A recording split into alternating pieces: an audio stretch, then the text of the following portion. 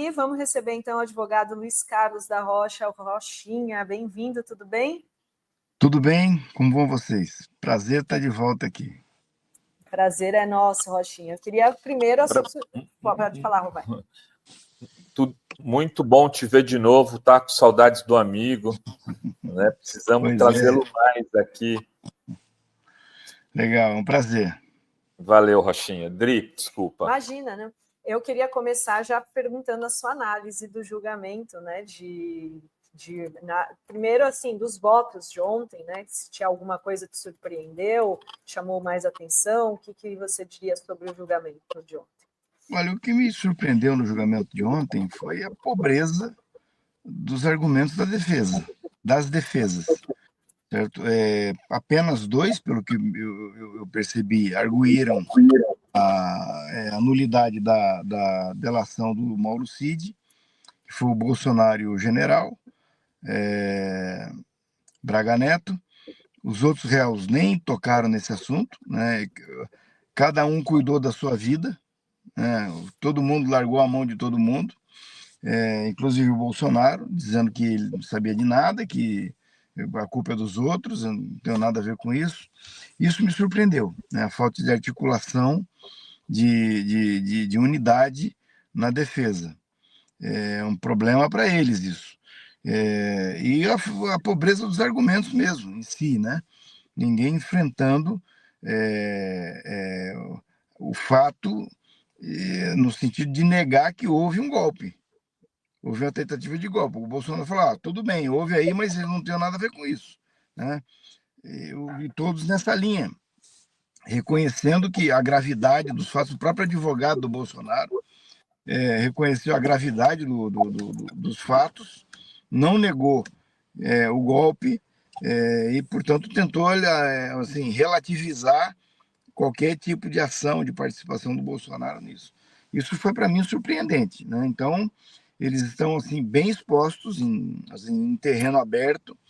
Essa insurgência de dizer que não teve acesso às provas, e na própria sessão, o ministro Alexandre rebateu isso, mostrando, inclusive, um print das vezes em que cada advogado acessou o processo, teve acesso às provas. Então, assim, é terrível a situação.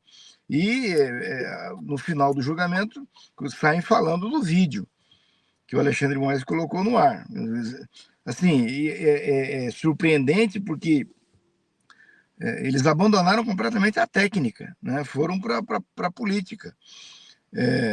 Esse vídeo ele foi apresentado e poderia ter sido apresentado sem problema nenhum pelo Alexandre de Moraes, porque isso aí é um inquérito policial, certo? É a fase de inquérito, e o inquérito não tem contraditório, não tem ampla defesa, né? O inquérito permitiram que os advogados sustentassem por uma singularidade, o fato de estar tramitando no Supremo, né, e ser os réus, os acusados, aliás, os investigados, serem quem são, ex-presidente da República, ex-ministros. Então, o Supremo teve foi bondoso, né? Abriu a possibilidade de permitir que os advogados apresentassem uma sustentação oral. Nem isso deveria, né? Porque o inquérito não tem defesa, é uma peça que no Brasil eu não concordo, mas é uma peça inquisitorial. Certo? O Ministério Público, o delegado, o juiz fazem o que querem, certo? E aí apresentam a denúncia. A partir da apresentação da denúncia é que a defesa vai exercer os seus direitos. Certo? Então, a partir de agora, eles vão poder pegar esse vídeo e dizer, olha, o vídeo é falso, tem imagens falsas, foi montado, não transmitiu a realidade dos acontecimentos, sabe? Assim, eu fiquei impressionado com a dificuldade da defesa em fazer um trabalho válido, né? No sentido no caso de, porque a acusação individualiza as condutas. Ela diz quem fez o quê, quando, onde e por quê, né? Bota o dedo na ferida. A defesa não faz isso, sabe? Ali, pelo menos nas sustentações gerais. Vamos ver como serão as defesas escritas, que cada réu agora vai ter um prazo para apresentar e vai apresentar. Rovai. Não, é isso. Queria perguntar para o Rochinha se ele vê alguma semelhança, porque as pessoas têm comparado muito com os processos aí, tanto do Lula como do Mensalão. Como ele compararia, se há algum tipo de comparação possível, ou se você acha que é um subterfúgio que está sendo usado pelo bolsonarismo? Bom, primeiro é o seguinte, primeiro que as imputações são bem diferentes, né? O Bolsonaro está tendo a imputação de tentativa de golpe de Estado, né? Então é um tipo de imputação que carrega uma carga política brutal, né, imensa, né, e está sendo julgado num tribunal que todos nós sabemos que tem também um componente político importante, né? Dependendo do tipo de crime, isso tem mais relevância ou não. No caso do golpe de Estado, tem muita relevância, né? Está sendo julgado no Supremo, né? No caso do presidente Lula, as acusações foram aviadas no primeiro grau e foram deslocadas para Curitiba, indevidamente. Desde o começo, a defesa disse: olha, Curitiba não tem competência para processar e julgar a imputação que está sendo feita ao presidente Lula. Certo? Então, desde o primeiro minuto, a defesa se insurgiu contra isso, mostrando que o deslocamento da competência para Curitiba era indevida. Os crimes imputados ao presidente eram crimes comuns, não eram crimes políticos, né? Portanto, são coisas completamente distintas. E no caso do presidente Lula, acabou se concluindo depois que o juiz era suspeito, né? A vara era incompetente. Então estava tudo errado. Certo? Não tem comparação, não há como comparar, né? No caso do presidente Lula, se usou a gente chama de lawfare, o processo judicial, imputando crimes comuns com objetivos políticos, né? Isso ficou claro, né? E por isso ruiu, desabou como um castelo de areia. No caso do presidente Bolsonaro, se imputa a ele um crime de natureza política, né? E vai ser julgado num tribunal que tem competência para julgar. Então, são coisas completamente distintas. Esse exercício de fazer essas comparações não fica em pé, né, nesse caso. Ô, Rochinha, o que você achou das divergências colocadas pelo Fux no voto Olha, dele? vocês vão lembrar que todo período o Supremo tem alguém que faz um contraponto, né? E eu acho até bom isso, né, que aconteça. E parece que quem vai fazer esse papel agora é o ministro Fux, né? Agora na turma, depois talvez esse processo vai também ter recurso para o plenário e tal. Então, ele resolveu assim, mas veja bem, ele está fazendo um contraponto, não, ele não está refutando a denúncia de que houve uma tentativa de golpe de Estado. Certo? Ele está ali abrindo um pouco de divergência em relação à a dosimetria da pena, tá? E ele está também criando algum problema em relação à questão da delação do CID, certo?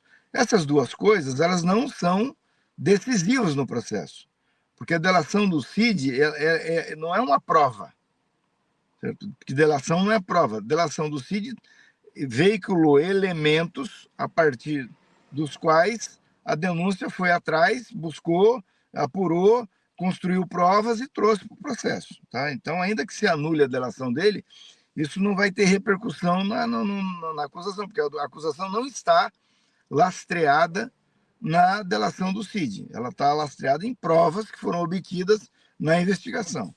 Então, assim, ainda que o ministro Fux vá em socorro deles, eu acho que vai poder fazer muito pouco no frigir dos ovos.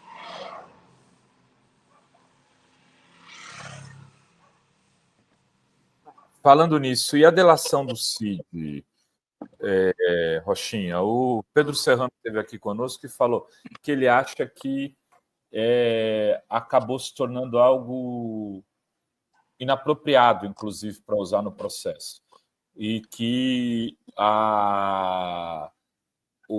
nos votos não foi usada pela PGR na acusação e nem foi citada nos votos dos ministros do Supremo como algo relevante. E ontem eu já, quer dizer, ele teria saído menor, né? Será que isso pode implicar em processo para o CID voltar, acabar esse acordo?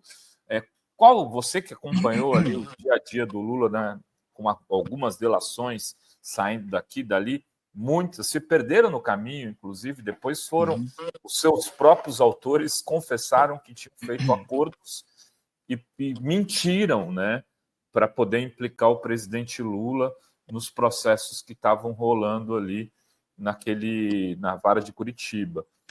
Como que você vê essa delação do Cid? Bom, a delação do Cid, primeiro, de fato, ela teve problemas, né?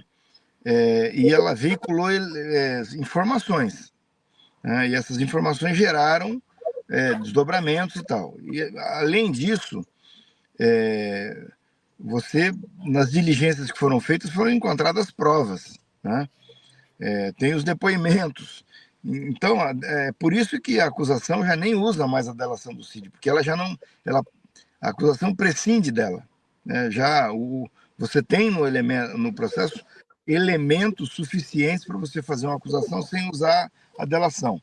E por conta das dificuldades, dos problemas que ocorreram, eu imaginei que a acusação teve a cautela de não usar a delação. Eu concordo com o Pedro Serrano, mas eu não acredito que essa delação do Cid seja anulada para os problemas que ela teve, né? Ela vai persistir, não há nada parecido com aqueles problemas que nós tivemos com as delações da Lava Jato, onde as pessoas eram coagidas a delatar, né? A acusação que se faz ao ministro Alexandre de que ele teria coagido, ameaçado o Cid, foi nessa última vez quando ele lê para o Cid todas as consequências que adviriam da delação dele ser desfeita. Consequências para quem? Para o pai, para a mãe, para o filho, para a família, né? Aquilo ali, o ministro Alexandre não fez uma ameaça, ele cumpriu um dever do juiz de informar a pessoa das consequências que adviriam do seu ato. Tá? Então, não há como você demonstrar qualquer tipo de constrangimento ao Cid nessa delação dele, ao contrário da Lava Jato, onde nós tivemos situações em que, inclusive, o delator foi obrigado a trocar de advogado para delatar, porque o advogado que ele tinha não aceitava a delação, né? Em algumas situações, o Ministério Público indicou qual advogado o delator tinha que ter para poder a delação ser aceita, entendeu? Então, são situações bem diferentes. Rochinha, e no caso, se por acaso essa delação for anulada, as provas que foram obtidas por meio dessa delação seriam anuladas também? Voltaria a estaca zero a denúncia? Interferia nesse caso, assim, de ter alguma prova anulada e isso interferia na denúncia? Sim, se eventualmente uma prova foi obtida com base na delação e a delação foi anulada, isso contamina a prova, né? Em princípio, sim. Mas, eu repito, eu não vejo como, pelo andar da carruagem, com base no que foi dito nos votos, no que foi usado nos votos, que essa delação seja anulada. Eu não acredito sinceramente nisso. Pelas defesas ali, ontem foram, né, tornados 8 réus, né, o Bolsonaro mais 7. Algum deles você acha que tem chance de não ser condenado ou a condenação é certa aí para todos? Assim, o que começa agora é um processo em que cada réu vai poder exercitar a defesa, indicar as provas que pretende produzir, e nós vamos ter uma fase agora em que as condutas serão individualizadas mais a miúde, né? Os detalhes serão explorados com mais intensidade. E é possível que se chegue no final e na sentença o juiz diga, não, fulano de tal teve uma participação periférica, não é influente, né? O que vai ser medido aí é o seguinte, a participação de cada um e se ela foi até o final e se eventualmente essa desistência, uma eventual desistência, ela teve o condão de livrar o acusado da imputação que está sendo feita a ele. E se ele tinha poder de interromper o processo do golpe, sozinho e com uma ordem, né? Isso vai tudo ser avaliado. Mas, assim, eu acho que esse processo ele vai conseguir garantir aos réus que eles tenham uma ampla condição de se defender, de apresentar os seus argumentos, as provas que têm, contestar as provas que foram produzidas pelo Ministério Público, e também o Ministério Público, eventualmente, vai poder aportar novas provas no curso do processo, né? O que me parece claro é que há uma tendência da defesa de tentar politizar o processo, o processo judicial. Isso tem um problema, porque na hora que você faz isso e você não tem energia política para demonstrar, né? E aí nesse aspecto acho que pode-se também fazer um paralelo com o processo do presidente Lula, que o que nós vimos foi que desde o primeiro instante o Lula livre, a vigília, todo mundo se mobilizou e ficou mobilizado o tempo todo até o final, né? No caso do presidente Bolsonaro, eu não sei se isso vai acontecer.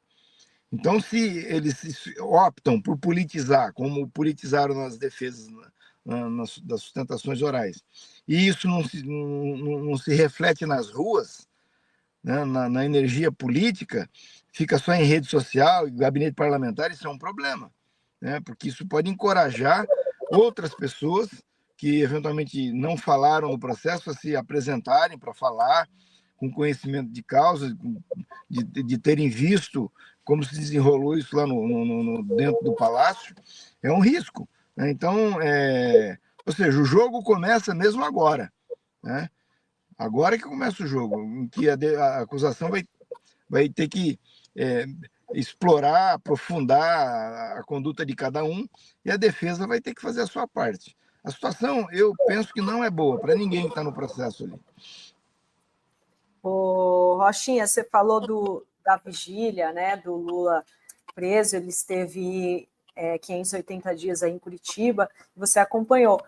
Se o Bolsonaro for preso, que diferença você acha que vai ter entre ele e o Lula, né? Porque o Lula não recusou tornozeleira, sempre disse que ia provar inocência, foi para a prisão em Curitiba de cabeça erguida, e lia, e as pessoas, né, que iam visitá-lo, ele que dava, as pessoas saíam com mais esperança, né, melhores que ele estava, né, os relatos que a gente tem.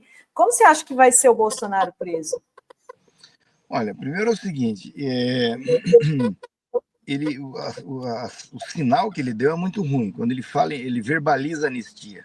O presidente Lula nunca, em momento algum, cogitou disso, e não aceitou nada, como você mesmo disse. Então, se ele começa a falar em anistia, porque ele sabe que tem problema, né? Ele andou fazendo alguma coisa que não devia ter feito e isso vai ser escrutinado no processo penal, na ação penal. O segundo ponto que eu reputo importante é o seguinte, a mobilização que se deu em torno do presidente Lula foi uma mobilização de solidariedade espontânea e desinteressada, tá? A solidariedade que está havendo em torno do presidente Bolsonaro é interessada, certo? As lideranças que estão aí se solidarizando com o presidente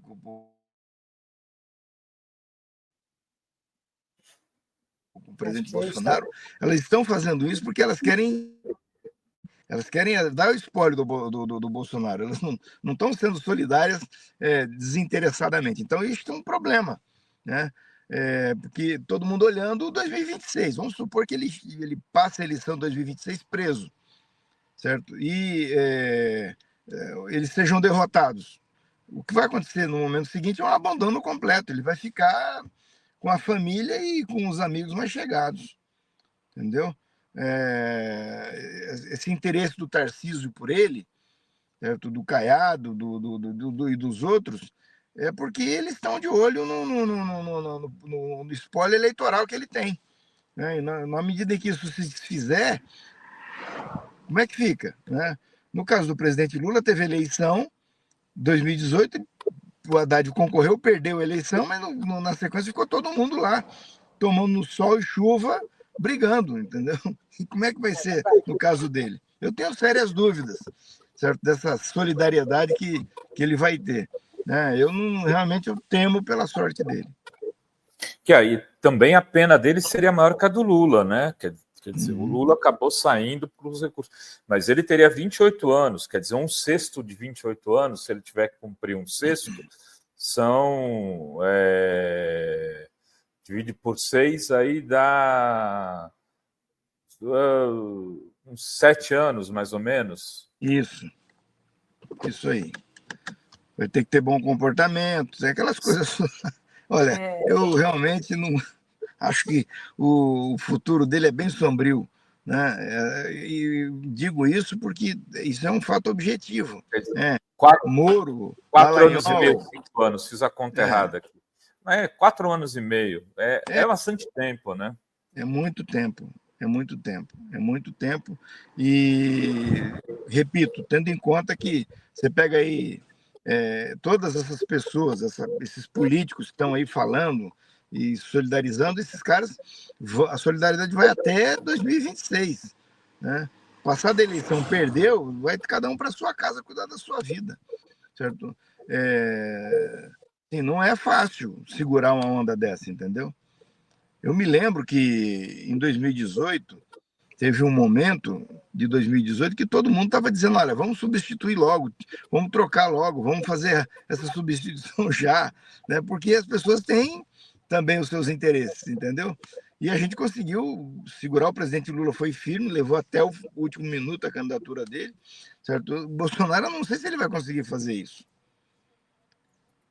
Vai ser muito, não vai ter esse movimento, vigília, todo mundo dando bom dia, boa noite, até porque todo mundo, né, os apoiadores do presidente Lula, sabiam que ele estava sendo vítima de lawfare, no processo que contra ele viram, né, tanto é que o Sérgio Moro foi ser ministro do Bolsonaro no dia seguinte. Então havia esse sentimento de injustiça, e todos sabiam, né, no que estava sendo colocado. No caso do Bolsonaro, as pessoas viram aquele 8 de janeiro, as pessoas quebrando tudo, e tem tudo ali descrito, então eu acho que os apoiadores ali disso são cada vez menores, né? São aqueles que não querem ver ali, né, a realidade colocada, então é menos gente disposta aí dar ali. Tem um outro louco. Ontem a gente viu um caminhoneiro pondo. Porra, aquilo é uma coisa assim. Eu, sinceramente, é um nível de insanidade, né? O cara jogar o caminhão contra um posto da Polícia Rodoviária Federal, porque no julgamento o Bolsonaro. Olha a contaminação que esse cara tá. Né? Mas a explosão no aeroporto, que é uma outra coisa absolutamente, o cara colocar uma bomba perto do aeroporto, ali para mim era parte do projeto do golpe. Mas o caminhão não, que nem o outro que se pendurou no caminhão e foi o patriota do caminhão. Cara, assim, a gente está vendo lá, começou a ver a série Adolescência. Mas o problema acho que não é a faixa etária, que os problemas mentais, certo, assim, estão atingindo níveis absurdos por conta de intoxicação de informações pela internet. Nós estamos vivendo um pico de febre, né? Nós tivemos a eleição em 2018 e não passou ainda. Ele persiste, continua. Agora, eu acho o seguinte: a tendência é que o processo se desenvolva. Por que o vídeo exibido pelo ministro Alexandre incomodou tanto a defesa? Porque a imagem ela fala sozinha. certo? A imagem não precisa de argumento, né? Você mostra o capacete da policial lá, que bateram com uma barra de ferro na cabeça dela. Se ela não está com o capacete, ela hoje não sei o que seria dela, né? Então aquelas imagens, incomodam muito por causa da violência, sabe? Aquilo vai ser colocado ao longo do processo muitas vezes em rede nacional, aquilo vai ser usado exaustivamente pela acusação e vai aparecer na mídia e tal, e as pessoas não aprovam aquilo, né? Incomoda tanto porque a gente, quando vê 2013, por exemplo, você tinha lá as manifestações e entravam os black blocs quebrando tudo, certo? Aí você fala, a população apoia o movimento contra passar o preço da passagem alto e tal. A população é solidária com isso. Mas quando a população vê o quebra-quebra, arrebentando vidro de banco, invadindo, quebrando ponto de ônibus, a população rejeita isso. Certo? A gente tem que reconhecer que a população não gosta disso, ela rejeita esse tipo de coisa. As pesquisas mostram. Tá? Então, aquilo vai ser exposto à exaustão durante o processo. E incomoda, porque ali não é mentira, não é montagem, não é fake news, tá lá, aconteceu, entendeu? E aí, aquilo ali expõe o quê? O perdeu o mané escrito com batom na estátua, certo? É uma coisa inocente. Teoricamente, se fosse só aquilo, ela nem seria penalizada com nada, porque nem vandalizar a estátua ela vandalizou, certo? Mas o perdeu o mané significa o quê? Conseguimos, vai ter intervenção militar, o resultado da eleição vai ser revogado, o Lula não vai ser presidente, nós vamos destituir ministros do Supremo Tribunal Federal, entendeu? Esse é a mensagem que está contida ali naquela frase escrita com batom. Nós temos o golpe. Exatamente. Nós é o seguinte. Vitoriosos. O golpe. Exatamente. O dolo é exuberante. O dolo é flagrante, ele é escandaloso, entendeu? Que é o elemento que o processo penal precisa para condenar, certo? Então, assim, mas as pessoas estavam... Não, ninguém ali, o ministro Alexandre tem razão, ninguém estava naquela praça ali, certo? Para outra finalidade que não a de pedir uma intervenção militar, desejar, querer agir para ter uma intervenção militar. As pessoas estavam ali para desestabilizar as instituições e provocar a intervenção militar, cancelar o resultado da eleição. Entendeu? Então, não tem como você dizer que uma pessoa passeando ali. Aliás, os que estavam passeando ali, que foram incluídos em processo, foram inocentados e foram excluídos da acusação, não foram nem acusados. Certo? Eu mesmo sei de casos de gente que estava ali, tá? Passando por ali, entrou e depois conseguiu provar que não tinha nada, saiu para comprar pão e entrou no meio da confusão, e essas pessoas foram excluídas, certo? Não foram sequer acusadas de nada, certo? E as pessoas com a participação mais leve, certo? Elas fizeram acordo de não persecução penal e então foram para casa, sabe? Então, assim, a justiça está bem encaminhada nesse caso, sabe?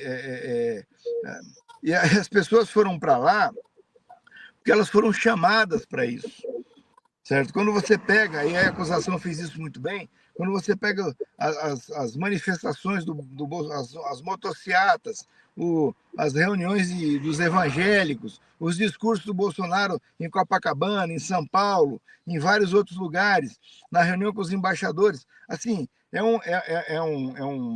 se você é cineasta e vai montar um roteiro, você monta um roteiro do golpe ali fácil, entendeu? Não precisa muito esforço. Certo?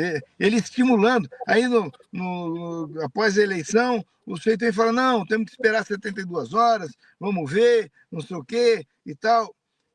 Assim, o encadeamento da novela, se você fosse fazer uma novela, o encadeamento da novela está dado. Está ali, não precisa de... É só pegar as falas, as manifestações, os atos, as ações dos personagens, está montado o negócio.